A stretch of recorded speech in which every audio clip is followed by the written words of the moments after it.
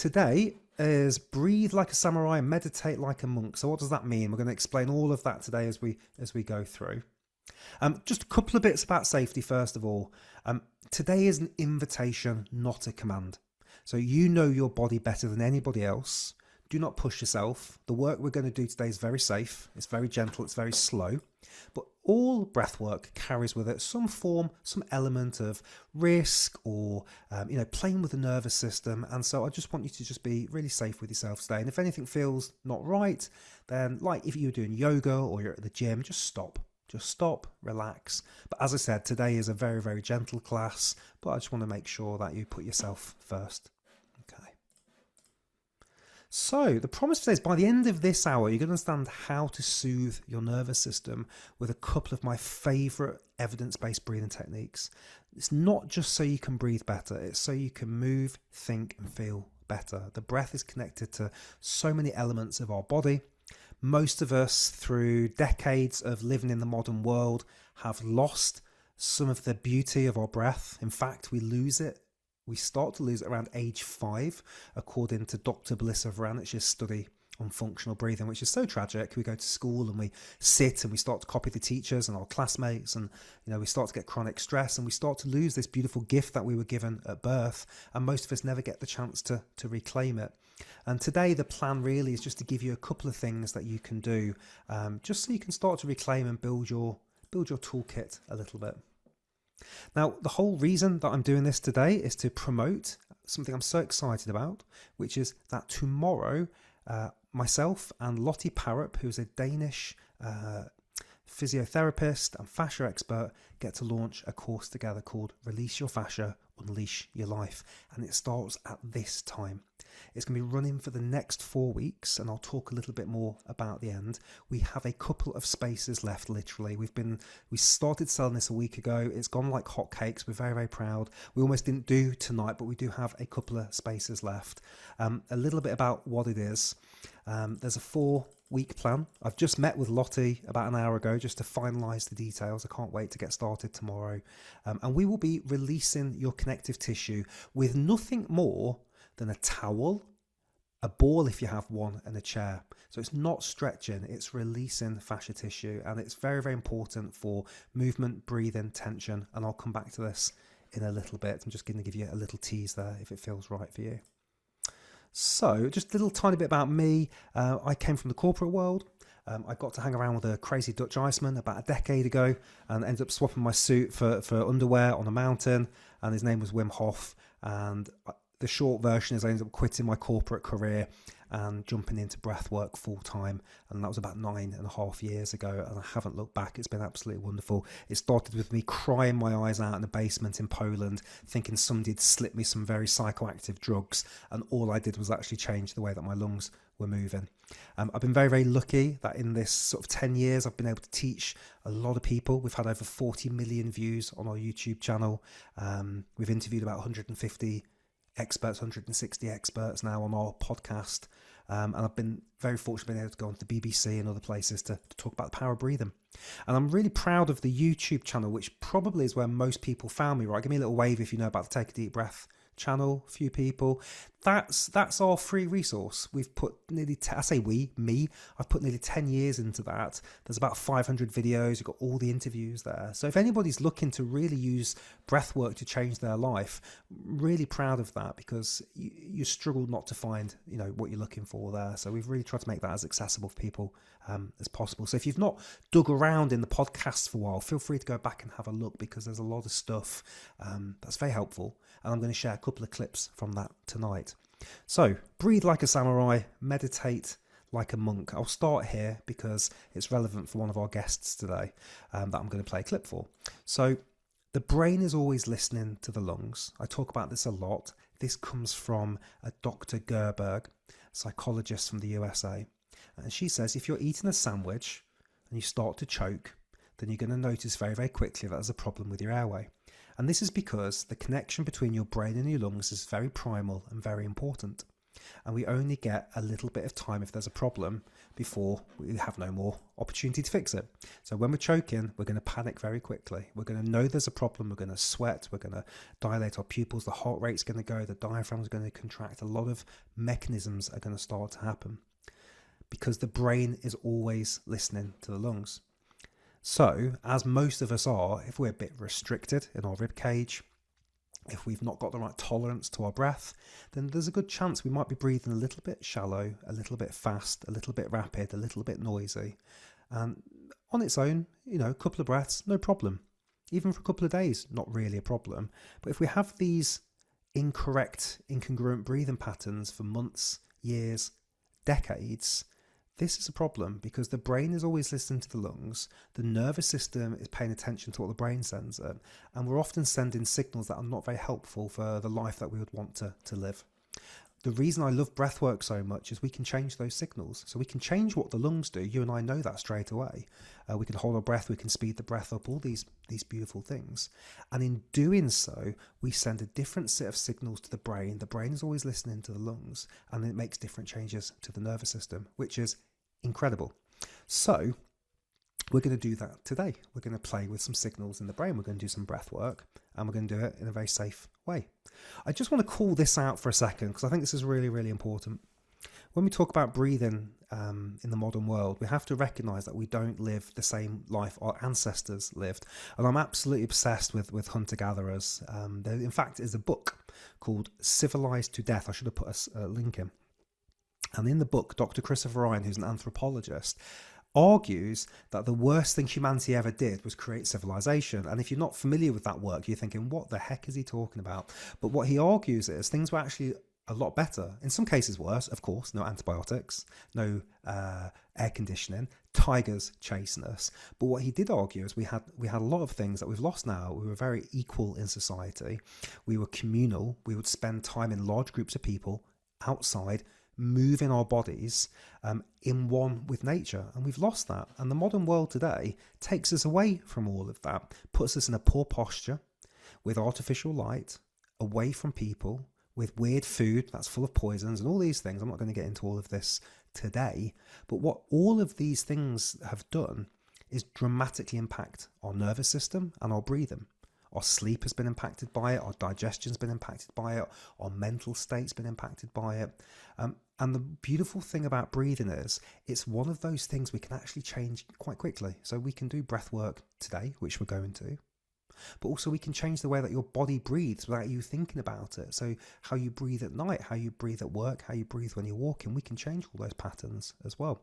But it is worth calling out, we've moved very far away from our ancestors who basically have the same bodies we have, but had very, very different lifestyles. But the reason breath work's so powerful is we can bring back some of those things. Like they would have had great breathing, big nostrils, full bellies, and we need to learn from what they would have been doing. So we're going to be doing two exercises today. We're going to be doing a feather breath and we're going to do a coherence breath. Give me a little wave if you know the coherence breath. That's good. Couple do, couple don't. Good. I'm glad there's a few of both. And give me a wave if you've ever done feather breathing. No. Okay, cool. So it's going to be quite new for some of you, and some of you, this will be a good replay. Okay. So what is coherence breathing, first of all? Well, I would say it's the most important breathing exercise to take on a desert island. I make this joke a lot that if we got stuck on a desert island and in this weird world of rules which would never exist, you could only bring one breathing exercise. My breathing exercise would be coherence breathing. I hope you're going to feel the same way after tonight as well. So what is it? So it's around 6 breaths a minute. Now, just to give you a little bit of context, most of us are breathing around 16, 18, 20 breaths a minute. So to come down to 6 might feel quite slow for some of you. So we'll take our time. And if it's too much, you can bring it back up again. But just to give you an idea, that's where we are and we're bringing it down. And the goal isn't to stay at 6 breaths for the rest of your life. This is a very, very short breathing exercise that has a ton of benefits to it as well. Ask questions in the chat as we go. It's continuous, so we don't do a box breath. We don't pause at the top or the bottom of the breath. The version I generally teach is an equal breath. So the inhale and exhale the same length. They're going to be 5.5 seconds in, 5.5 seconds out. It's through the nose, both in and out, and it's light and gentle, which is going to come on to the second exercise we're going to do tonight as well. This exercise alone, and it's really hard to say this because I'm going to say these words to you and they may just bounce through you, but this exercise alone has the ability to change your life. And I mean that sincerely and with so much passion, because if you do this for long enough, i.e. daily for months and years, it can change so many functions in your body. I'll give you one example. When I got to interview cardiologist Dr. Alan Watkins and Aria Breath creator Tom Granger, they told me that if you do this breathing technique for 20 minutes a day for 6 months, and bear in mind it's a cardiologist that's telling us this as well, you can take about 10 years of age-related decline off your heart. So the heart has the ability to regenerate and repair. The diaphragm should be considered your second heart because it's pumping blood and lymph. Most of our diaphragms are locked, so our heart has to work harder. When we put ourselves in this coherent state, the diaphragm's moving more, we're moving blood in a different way, we're connecting to our heart in a different way and our brain. And so breathing this way is very, very powerful. So as I said, if there's one exercise I could take onto a desert island, it would be coherence breathing, and it has the ability to change your life. So if you take anything from tonight, it would be to try and get a routine of doing 6 breaths a minute for 20 minutes a day. That's it. Annoyingly simple. Okay, so I want to just talk about Gerberg and Brown. So they're a husband and wife team.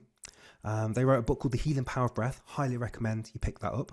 I think you can even get an audio copy.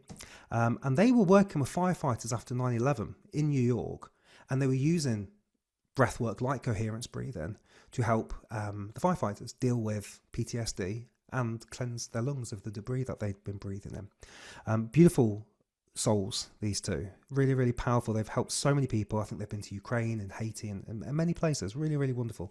And they teach the power of breathing to all these people in very, very damaged areas.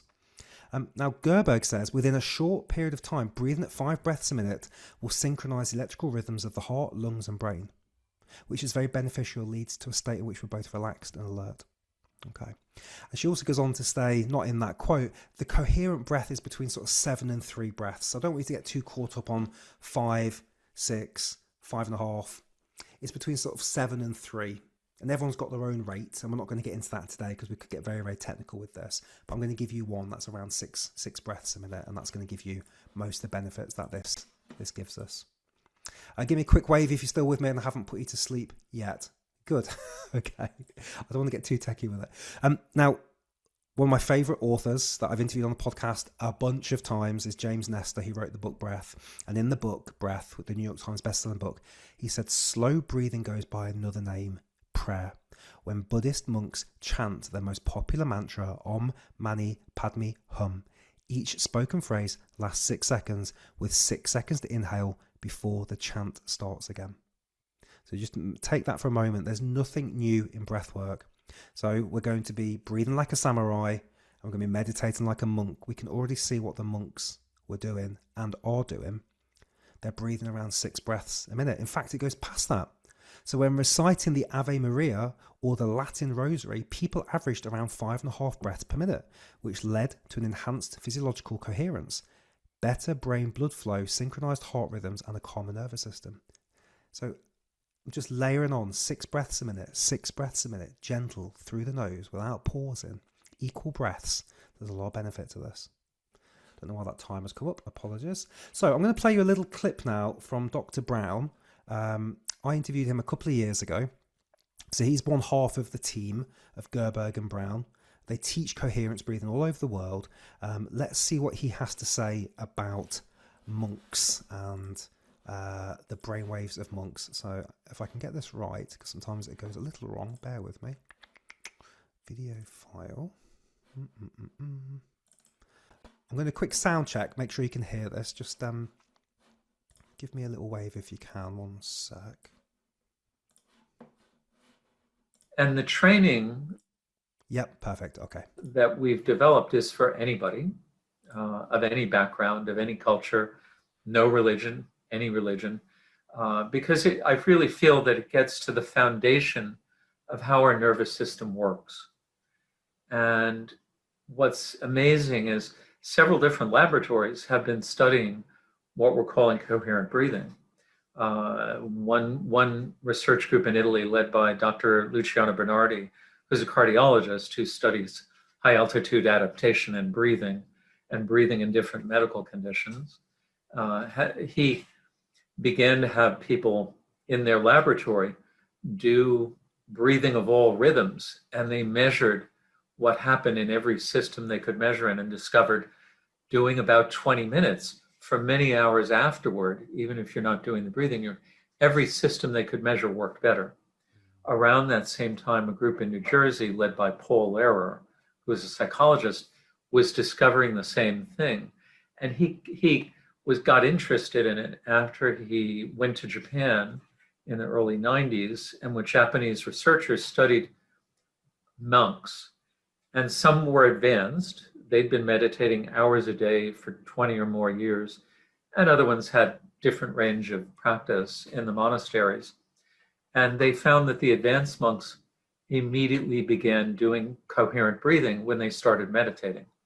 They'd never been trained it. It took years of meditation for their bodies to intuitively sink into it without realizing what they were doing.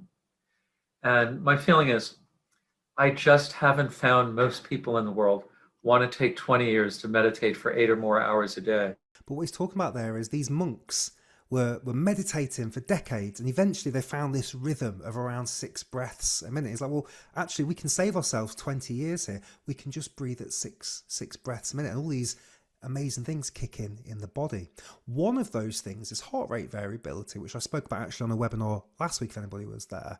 But heart rate variability is this big buzzword right now because a good heart is a good listener. Again, Dr. Watkins explained this. It's always best to hear from a cardiologist, and I'll be linking to that podcast as well. But a good listening heart can react to blood pressure and temperature changes, and you're sitting and you're laying and you're sprinting. All these things are happening, and our wonderful heart's having to adapt all the time. When the heart is overloaded with stress, it can't listen to all the things that are going on, and it starts to beat metronomically, so it beats equally. So the variability in each beat drops. That's bad. And what they've said is when you've got low HRV and you go into the hospital for an operation, the chances of you leaving alive drop really badly when you've got low HRV. We want good HRV. We want a heart that's fit and strong and can adapt to all the things that's going on. Coherence breathing's an amazing way to do that. We start to move the blood differently when we breathe this way. Every exhale that we have in our body, this is me geeking out with you a little bit now, it's about a wine bottle's worth of blood gets whooshed up to the brain with every exhale. And so when we breathe in this way, we start to create new patterns, new rhythms, and the electrical rhythms of the brain start to change. So I could geek out with you for a month about coherence breathing. I want to give you just a couple of sprinkles about it today. Somebody asked, is it the same as resonance breathing? It is. It goes by many names. There's coherence, there's HRV breathing, there's aria breath, there's harmonic breathing. I forget the other terms. It's between 7 and 3 breaths. Some people will do a 4-6 breath. I quite like that. But from what I've seen, the benefits are on the equal breath there as well. Again, I would love to geek out with you all on this another time. Let's keep going. Okay. That's Dr. Brown, awesome guy. I just took this from the HeartMath website probably a couple of years ago now. Actually, I think they've updated their website since. But they essentially teach coherence breathing along with some visualizations and gratitude work. It's a beautiful company, and I just found this study so interesting. So they interviewed nearly 12,000 people who were using HeartMath training for 9 weeks, and the results are just insane. So things like focus, sleep, and calm all shot up. And anxiety, fatigue, and depression all came down. So, there's a lot that sits under that. But I think just looking at those headline numbers says it's worth a go, right? It's an exercise you can do for free on YouTube. It takes 20 minutes. It's worth dipping your toe in the water at least, This is Dr. Huberman. Does anyone know Dr. Huberman? Seen his podcast? A couple of peeps, yeah. One of the proudest days of my career was Christmas Day 2 years ago when this crazy-looking character, Rick Rubin, the music producer responsible for Lady Gaga, Metallica, Beastie Boys, I forget who else now, there's a lot of people. He came on the podcast, and the first thing he did was teach Andrew Huberman a breathing exercise. And that breathing exercise was coherence breathing. And the track he played was from Take a Deep Breath, which still, I have to pinch myself, so cool. So Huberman and Rick Rubin, and again, you can watch this on our channel, are using our breathwork, our music to do the coherence breathing. And I think Andrew really, really enjoyed it. So we're going to be using that track today, the exact track that Rick says he uses every morning to do his coherence breathing. And what Rick said on the podcast, which was really cool, was I did this track for a period of time and my HRV went up. So that's what we want. We want more heart rate variability. So last couple of bits before we jump in. So this is breathe like a samurai and meditate like a monk. So hopefully I've shared with you the monk-like stuff here. We're going to be breathing coherently. We're going to be breathing around 6 breaths a minute. So we're going to be getting our brains in a monk-like state, which is really cool. But there's another element to this. It's the samurai side, which I'm very excited to share with you. So why this cup of tea? Well, being British, I've never seen a tea bag like that. I don't actually know if I'd want to drink that tea because it does look a bit gross. But I want you to think about efficiency in life, in breathing. And the slower your breath, generally speaking, the more efficient. So the longer the tea bag remains in the cup of hot water, the stronger the tea is. Any Brit will know that. You want a nice cup of strong builder's tea. We leave that tea bag in as long as possible and give it a good squeeze. When we have a breathing dysfunction, often we'll be breathing faster and shallower and more upper chest. So the tea bag isn't in the water very long. The air's not in the lungs very long. So we're taking loads of breaths. So I said some of you might be at 18 breaths. I've seen people as high as 26, 30 breaths a minute. That's just their breathing rate. They're really restricted. They're breathing really rapid. The cruel irony is if we get you down to 6 breaths a minute, you're actually getting the same, if not more, oxygen in your system because you're leaving the tea bag in the water for longer. So with every breath of air taken, you don't extract all of the oxygen from every breath. Imagine that. So you put the air in the lungs and you breathe it back out again. And the body's like, oh, wait, I need more time to take more molecules of oxygen out. So when we slow the breath down, it's very, very efficient as well. So samurai and feather breathing. This is a fun one. So let's play a little clip from the wonderful James Nestor, who wrote the book Breath. Just bear with me again as I try and figure this system out. Here we go.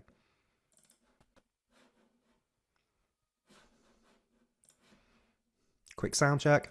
There's something wonderful in your book. Is that coming through? Yeah. Book around, is it the samurais and the feather? I love that. So they put a feather in front. Is that right? They put a feather in front of their nose, and if it stayed still, they were ready for battle. Was it something like that? Yeah, that's right. You have to sit there. Yeah. Because who wants to be next to the guy who's, your breathing is reflective of your mental state and how well you're able to control your nervous system, how well you're able to really focus on your body and control your body. Mm-hmm. And if your breathing is all over the place, your actions are going to be all over the place. Your brain is going to be scattered. Your thoughts aren't going to be really straight and clear. And we know that. And how you breathe dictates how you think, and how you think is going to dictate some elements to how you breathe. So this is a back and forth situation here between the brain and the body. Was the legend of the samurai being tested for their breath. Luckily, I was able to grab some photographs that samurai took all those years ago before we even had cameras. How cool is that?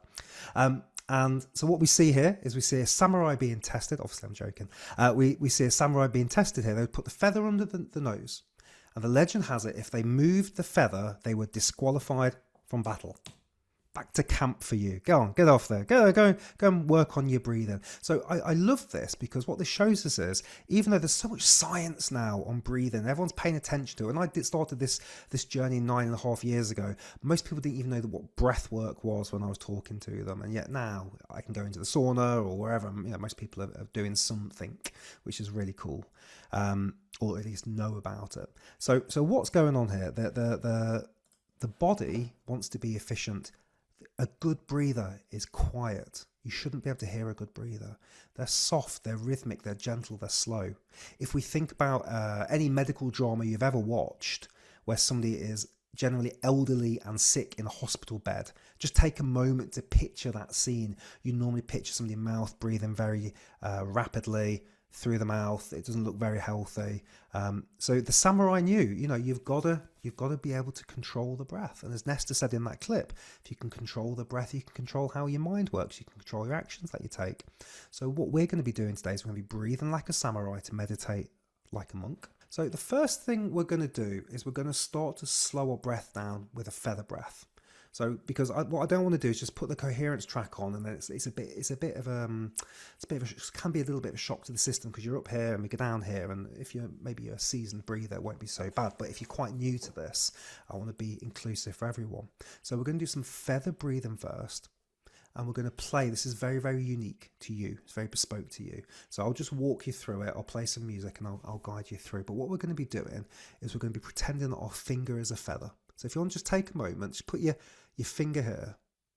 Now, if you do it too close to your nose, and I'm being silly on purpose, you won't really feel the breath. And if it's too far away, you won't feel it. So I found about the best place to place your finger is on your top lip.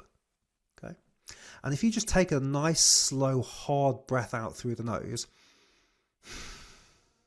you can probably feel some heat. You can probably hear the breath, and you can probably feel it. I'm going to give you an option 2. You take your hand and you place it here like this, and you breathe onto your hand. You might be able to feel your breath better that way. So just pick whichever option feels best for you. Okay? And what we're going to do is we're going to pretend that we're breathing onto that feather. So for now, let's just get comfy. If you need to put your hand on your desk or hold your hand or whatever works for you, let's just do that. And I want you to imagine that we've got a volume dial and it's turned up to 100 right now. That's your breathing. Okay? What we don't want to do is turn it down to 0, because that's going to be too jarring. So we're going to just knock the volume down a little bit. So just noticing the breath on the finger before we start to change it. And I want you now to make your inhale a little bit slower and make your exhale a little bit softer. So you're slowly breathing in and you're softly breathing out, but you're not going to your extreme yet. Don't do that.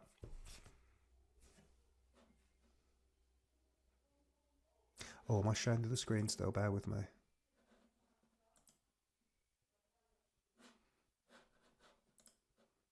What's going on there? I can see your screen, Howard, I think. There we go.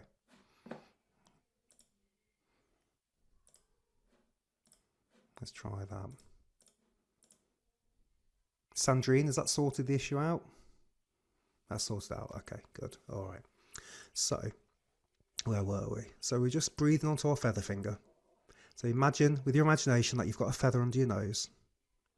Slowly inhaling, softly exhaling. Making the breath a little lighter now, a little slower. And just as you're there, I'm going to just explain something to you. So you just keep breathing in that way. We've got 3 layers, 3 options here. Okay. We're trying to feel a little bit hungry for air. So we've got 3 options. Option 1 is I feel nothing. I'm breathing at a normal rate. I could do this all day. Option 3 is I feel suffocated. This is horrible. I don't want to do this anymore. And option 2 is a medium feeling of air hunger. We want to drop down to a medium feeling of air hunger. What is air hunger? The feeling like you'd like to take a bigger breath, the feeling like you're a little bit uncomfortable, a little bit out of breath. You're going to bounce around a little bit because you're going to be slowing the breath down, making it a little bit softer. If you drop into layer 3 where it doesn't feel very good, take a break, remove your hand, take a few normal breaths, reset. If you're in layer 1 and it's like, I don't even know what he's talking about, this is so easy, you need to drop it down a little bit more. So we're going softly, slowly, gently in. And as you breathe out onto your feather on your next exhale, let's see if we can make your breath a little quieter, a little softer, a little slower.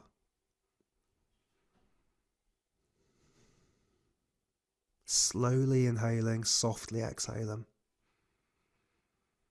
Seeing if you can make the breath a little bit quieter. And when that feeling of air hunger starts to rise in you, which it will, the best thing to do is just be relaxed, be playful. You're in control here as breath coach Chuck says, he says, you're the pilot, not the passenger. So you're in control of this 100%. This is an invitation for you. So you're slowly inhaling, softly exhaling. And this exercise is going to be very, very helpful in a second as we move into the coherence breathing. Because in the coherence breathing, the goal is to breathe lightly, softly and gently. We're not hyperventilating. We're very, very gentle.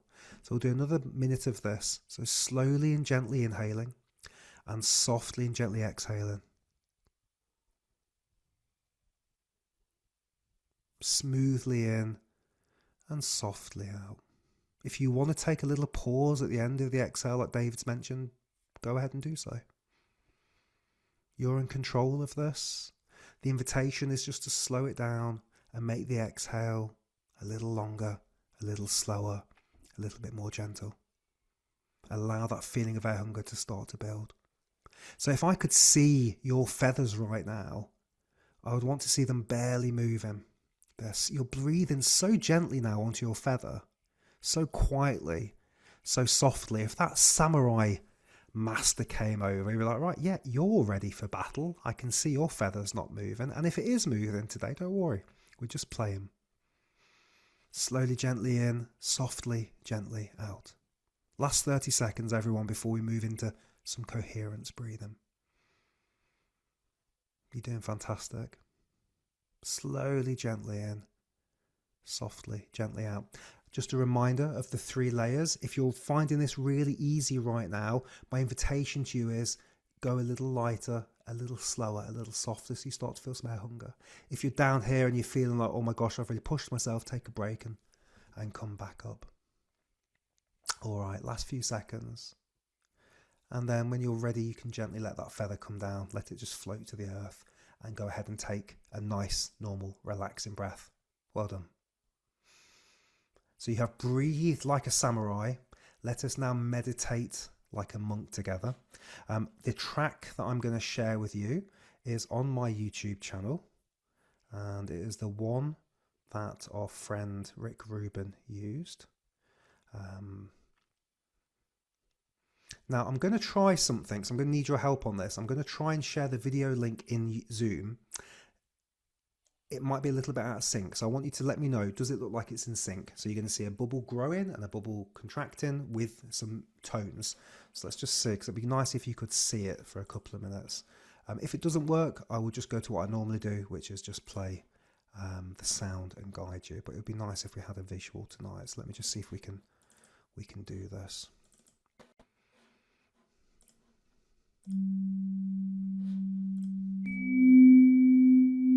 There's the inhale, and there's the exhale. Does that feel like it's more or less in sync? Yeah, good, all right. So let's just pause for a second. So you've just heard the 2 tones, right? Let me leave that running for a little bit longer. But this is not the exercise, we'll come back to this. So there's the exhale tone.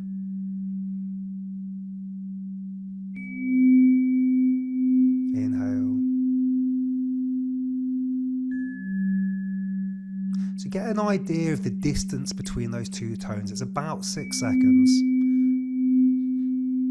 So most people, when they start this, are not used to breathing in for 6 seconds and breathing out for 6 seconds. We're generally pretty good at controlling our exhales because we talk and we talk and we talk. And so we're pretty good at controlling exhales. But filling up normally happens quickly if we're not trained at this. And so I want you today to just play with this breath.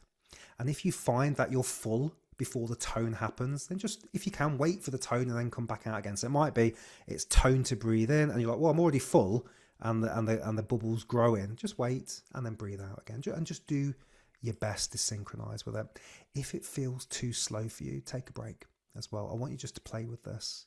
When I send you the video afterwards, you'll be able to adjust the speed. So if it feels too fast today, you can slow it down. And if it feels too slow, you can speed up in YouTube, which is really cool. So we're just going to play with this for a few minutes together. So a little bit of active relaxation work first. Let's just give those shoulders a couple of rolls. Give the jaw a little bit of a wiggle. Oh, it's be nice and relaxed. Let all the muscles in your body kind of loosen and lengthen. And if your body wants to make any small movements, and I'm not suggesting you jump into a full stretch session, but if there's a natural movement the body just feels like it needs to make. You know, when you see a cat get off the sofa and it just does its thing.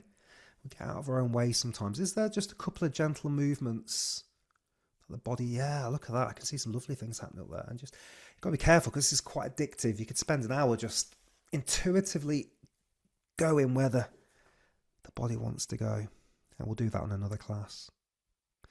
Good. Okay, so let's begin. We'll do it for 5 minutes. 5 minutes of coherence breathing together around the world. How cool is that?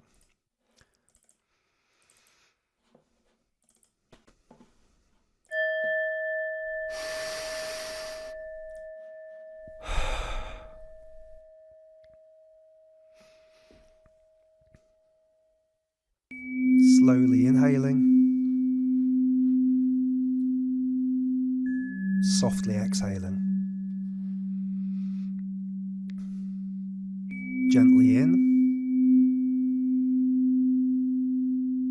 And softly out. Start to find the pace, take your time.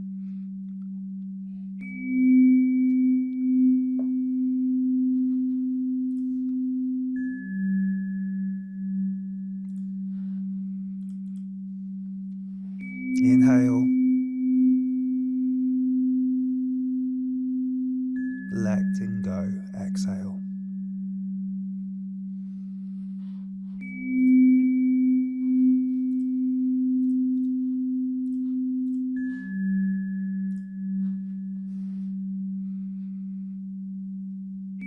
Slowly in. And softly out.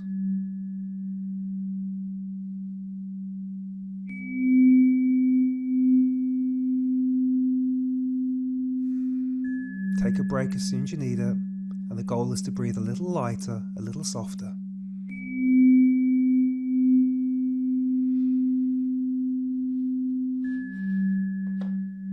Your first minute and a half is done. 3.5 minutes left. Inhaling softly. Exhaling gently. Inhale. Exhale.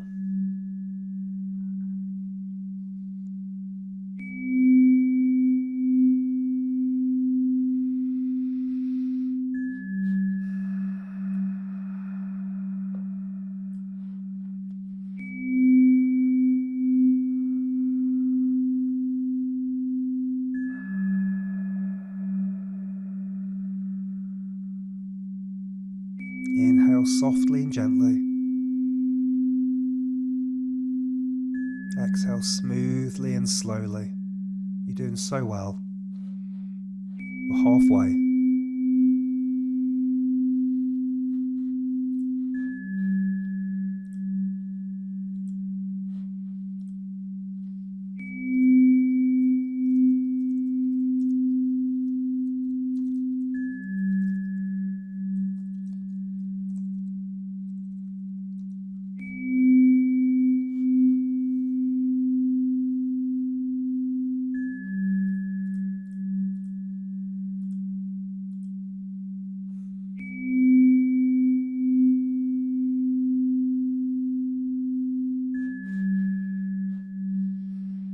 Final 90 seconds. Inhaling softly.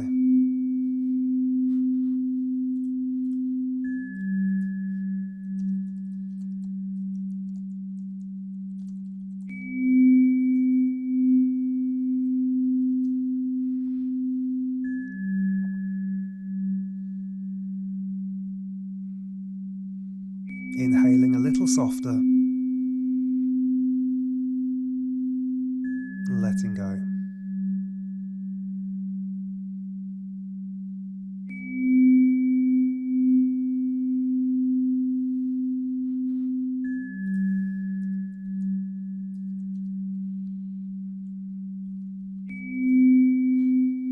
Final 60 seconds. Relaxing the body, loosening the muscles a little more. Inhaling softly. letting go.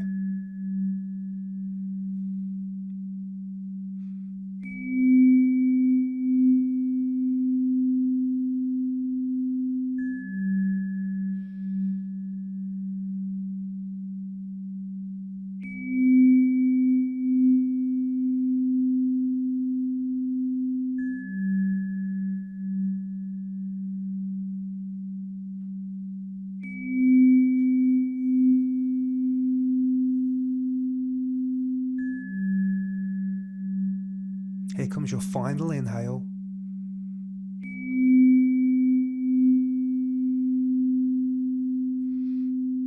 And your final exhale. And just staying where you are. Let's just spend a moment just noticing if anything changed there. It was only 5 minutes, but it's a lovely taster. So just taking a moment just to notice your body, notice your breath again. We've gone full circle to where we started this class. And it may be that right now nothing's shifted, or maybe there's a slight subtle change in some direction. And what I love about awareness is we just notice today. That's all we do. We don't need to fix anything. We just want to notice how some of these things feel. And sometimes they feel great and sometimes they don't. Noticing the pace of your breath again, the depth of your breath, without the need to change it as a breathwork exercise.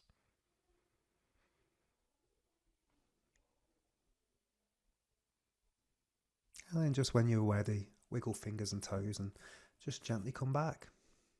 Cool. So a little sample today, a little smorgasbord of breathwork. But what have we done?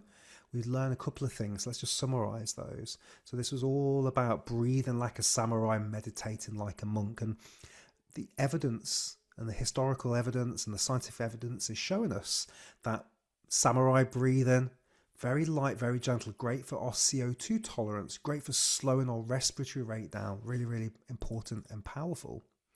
When we combine that mentality with a coherent breath, around 6 breaths a minute, and I'll just geek off for a second, we've got 2 levers we can pull in breath work. We've got the amount of breaths that you can take per minute, and we've got the depth of the breath. Got 2 different levers there. So with coherence breathing, what's cool is we locked that lever in at 6. So it's not 60, it's not 1, it's 6 breaths. So you would think at coherent breathing, there's not really anything to play with, but that couldn't be further from the truth. Because when you're breathing at 6 breaths a minute, you've got an option. I can take a maximum inhale and a maximum exhale. I can really fill up and I can really empty it. Or I can go very light. I can take a sip of air and make that last for 6 seconds. And that's harder. And make that exhale low, slow. We can constrict the throat. We can hum on the exhale. So we're playing with those 2 levers here. What I like about the breathing like a samurai is they teach us to breathe quietly, slowly, gently, lightly. Lightly doesn't mean it's not a deep breath. It means that the breath is very, very gentle.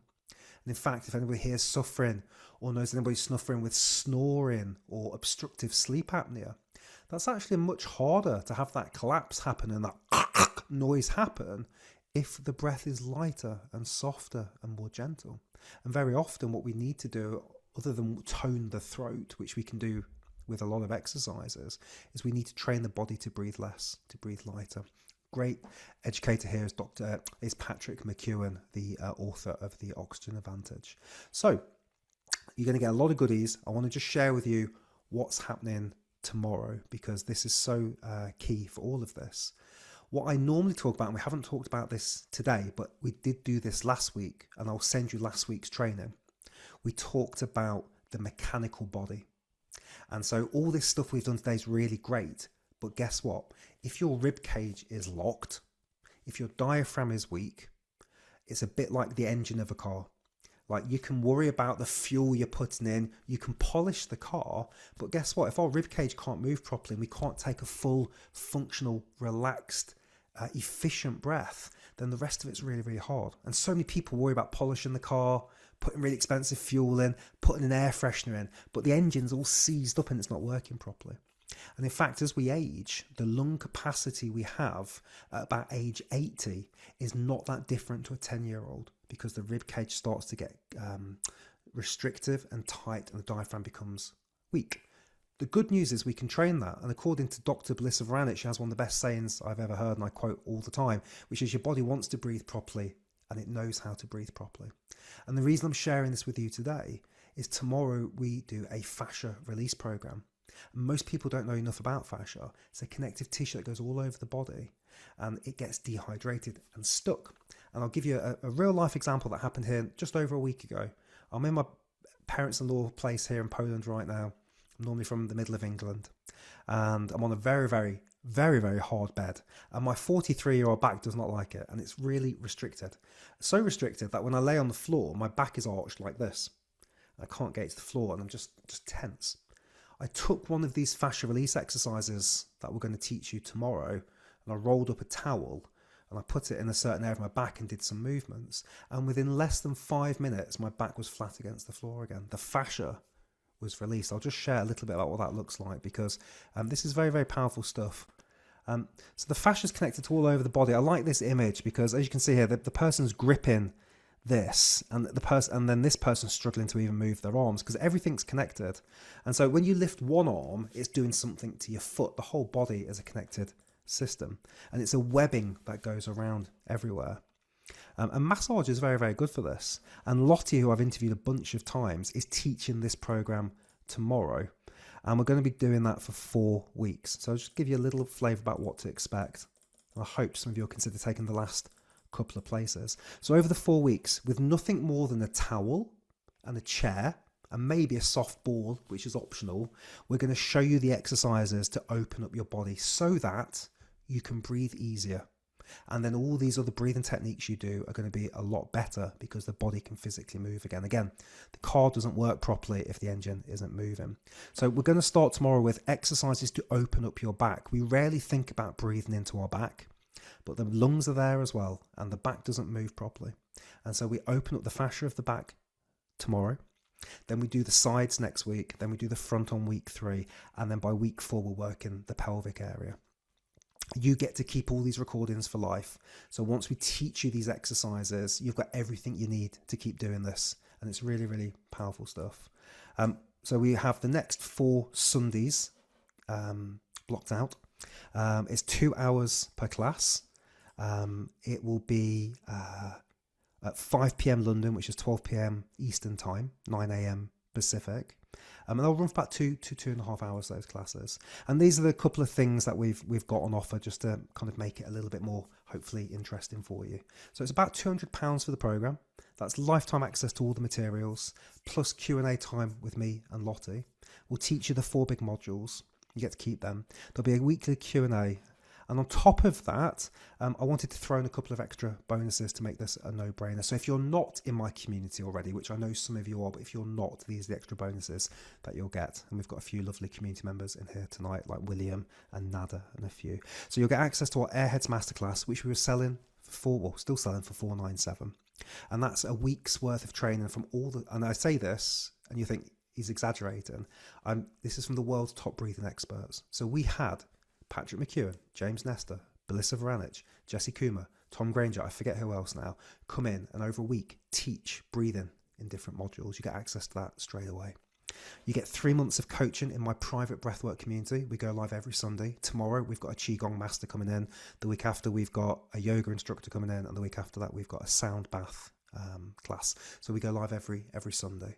And you'll get that for 3 months. And again, that's worth $500. And Lottie's thrown in her vagus nerve reset. We are down to our last few tickets. We've purposely kept this very, very small, very, very intimate. So we have about, I want to say the exact number, I think about 9 or 11 tickets. I can't remember the exact number because we've capped the meeting. So if you're interested, you can scan that QR code there. You can ask me any questions about it here as well. I'm going to just pop a link to it in the chat. But we are very excited about this. It's the first time I've ever partnered up with anybody to do a course like this. I always teach breathing. And it just became abundantly clear to me last year, you can't teach breath work without understanding the fascia system. And so I'll be right there with you going through this course. And I genuinely believe it's going to give a lot of value. So if you feel restricted or tight, or you feel like, well, I'm doing breath work and yet something still doesn't feel like it's clicking, then let's open up your fascia system with a towel so you can feel some of those benefits as well. So let me just close off this little bit of training. So today we did breathe like a samurai, meditate like a monk. In your goodie bag, I'm going to share with you all these things we spoke about today. But the big things I want you to take away from this are, you can do the feather breathing anywhere, on a bus, you know, at work. You can breathe lightly, softly and gently. You can feel that medium air hunger, and you can train your nervous system to breathe quieter, lighter and softer. You can do the coherence breathing anywhere. We don't do this driving, by the way. But you can do the coherence breathing as well. And you can breathe 6, 5, 4, 3 breaths a minute. You can play with the little timer on YouTube, and you can train your nervous system so that you have more heart rate variability. These are instant things that you take away today that can absolutely change your life. And I would highly recommend, if you were to do anything, it would be to do some coherence breathing on a daily basis. I love to do mine before bed. That's the best time to do that.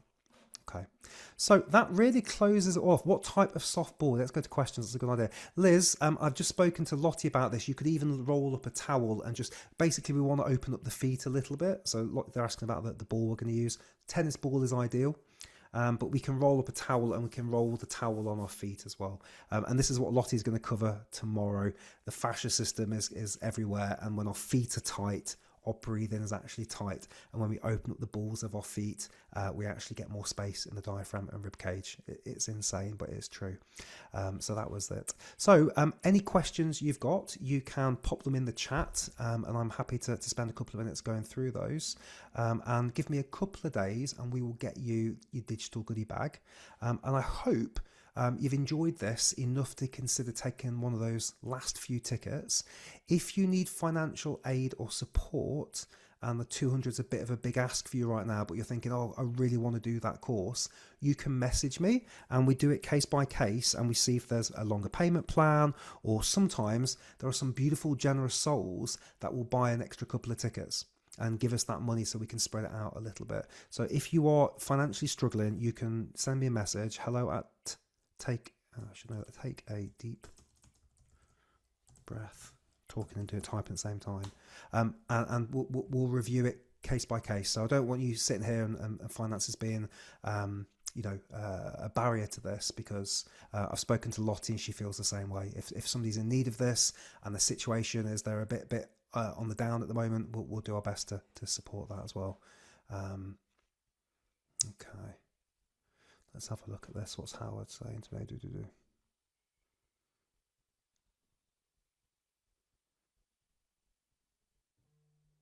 Yeah, Howard, drop me an email and let's talk it through. So Howard's just sent me a private message. So Howard, just drop me an email, hello@take a deep breath, and let's see what we can do to support you there. Okay, wonderful. So if there's no questions, I'm very happy to end this. I want to just say a huge thank you. There's a million things you could do on a Saturday, and you came and spent it with me, and it means the world to me. The reason I do what I do is there's so many different things we could be spending our time with, and yet the breath to me is the most important, because sleep, exercise, diet are all dead important, but if we're on a foundation of really poor breathing, it's really hard to get your sleep in a good place if you're breathing poorly. If your breathing's off, having the willpower for diet and exercise drops dramatically as well. So if you've got chronic fatigue, you're exhausted, you've got brain fog, anything like that, then a breathing program like what we talk about in here can be absolutely revolutionary for you. So thank you so much again for being here. I will just pop the link in one more time, because somebody's just asked for it there as well. And it's been a pleasure spending some time with you today on Zoom.